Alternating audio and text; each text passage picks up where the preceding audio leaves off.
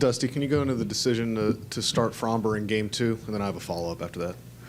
Well, I mean, Fromber's been throwing well. I mean, the whole year, and so we thought that was the best sequence of pitchers. Fromber followed by JV, followed by Fromber, and then if we go deep into this series, Fromber has resiliency to come back, or if we have to bring him back short, or if we have to bring him back at all. I guess that's my follow-up. Is there any circumstance under which you'd pitch Verlander or McCullers on short rest in this series, just given their histories? Well, I'm just hoping we don't have to come back, make that decision, and because both have a history of coming off of operations, so you'd rather not jeopardize those guys' career if you can help it. Brian in the second row on your right. Are Javier, Udidi, and Garcia available in the pen as you start this series? Probably not sure about Garcia because, he'd be on short rest. And so as we go deeper into this playoff, then that'll be an easier decision. Brian in the third row on your left. Dusty, this series has kind of been in the making for all season in some ways, and a lot of the rivalry predates you with this club. It goes back to 17 and 19. What's your perspective now that you know that you're playing the Yankees, that you finally have this rematch in a lot of ways, that really it's the fourth time these two teams have met since 15 in the playoffs?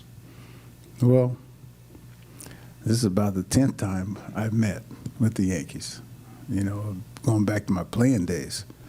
And so the rivalry that's been created here, I'm new to it, but, we played them quite a bit last year. And so, it's a big series for the teams, big series for the towns, and probably be rather exciting. Other questions for Dusty?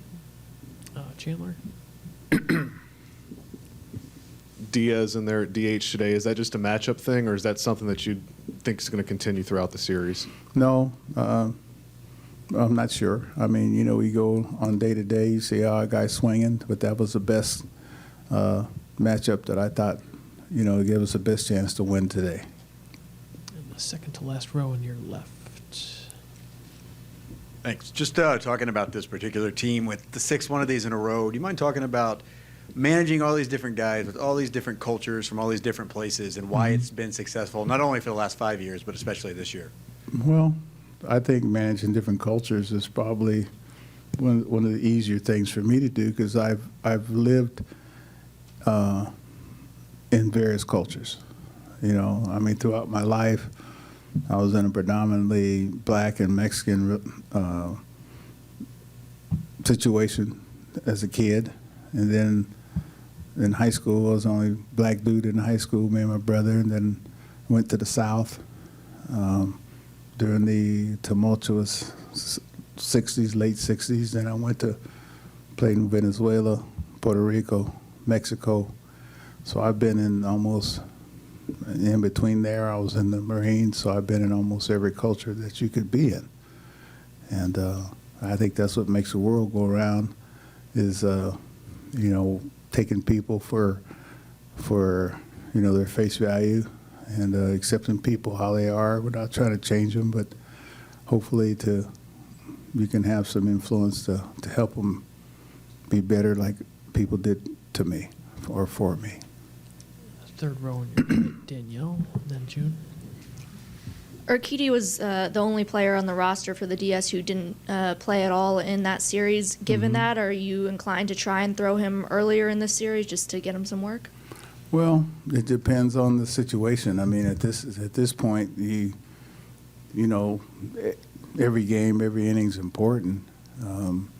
If the situation is correct, then that's what we'll do. I mean, he threw a simulated game the other day to try to get him some work that way. Javier threw a simulated game as well, and our hitters, got some live pitching, and then the pitchers got some live hitters. June, third row in the middle. Just given that he's a rookie, what has impressed you this year about Jeremy Pena now that you've had kind of a full year managing him? He doesn't act like a rookie.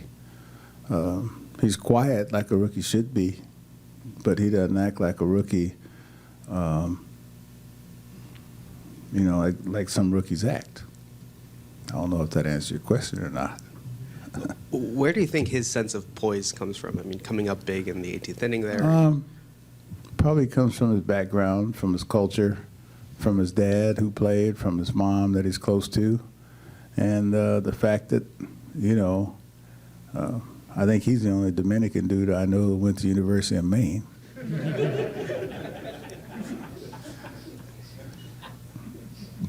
Greg up front to your left.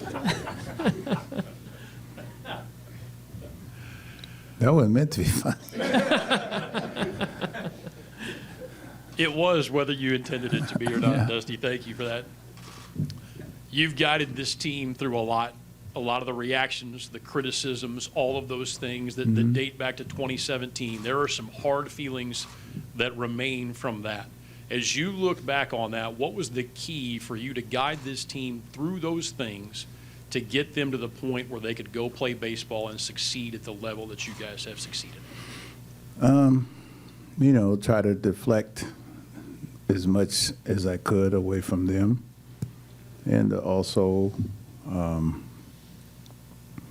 to not have to talk about it all the time, and also to to ask the world for forgiveness that we didn't get much of, but you still ask for it, and then you forgive yourself if you were guilty, and then you realize that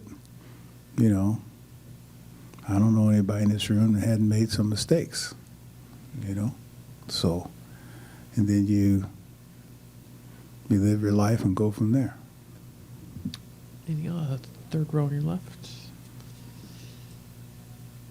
Hey, Dusty, with a couple of the roster changes, you have Seth Martinez in with now 13 pitchers, Jake Myers out. How do you anticipate using Martinez, or kind of what role is there for him? And then maybe the decision between a guy like Hensley and a guy like Myers for that last spot. Well, like we liked Hensley's at bats. He had played more. Jake hadn't played very much this year. Because of injury. I mean, he came in halfway through the year and he was playing catch-up the whole time. And Seth, it was a very tough decision, probably between Seth and Smith, that we'd leave him off again, but they get with their predominantly right-handed lineup, and with Seth being one of the better matchup guys versus right-handers, that went into, the decision. Anything else for Dusty? I'll finish up in the second row from the back. Dusty, we don't know if any of these games will go extra innings, but you just played one that was 18. I was curious, did you notice any difference with no runner starting the innings at second base in the approach of your hitters as opposed to what you've been doing for the last 2.5 seasons, i.e., is everyone trying for a home run rather than stringing hits together? Well, yeah, you probably answered that question. Yeah, I mean, you see the amount of guys that were swinging at first pitches on both sides. You see the amount of strikeouts that were present on both sides. The excellence of the pitchers.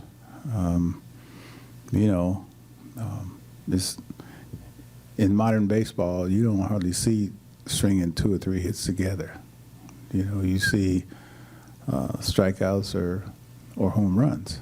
And like in Cleveland's game, it was decided at 17 innings by Homer. It was decided in our game in the 18th inning by Homer.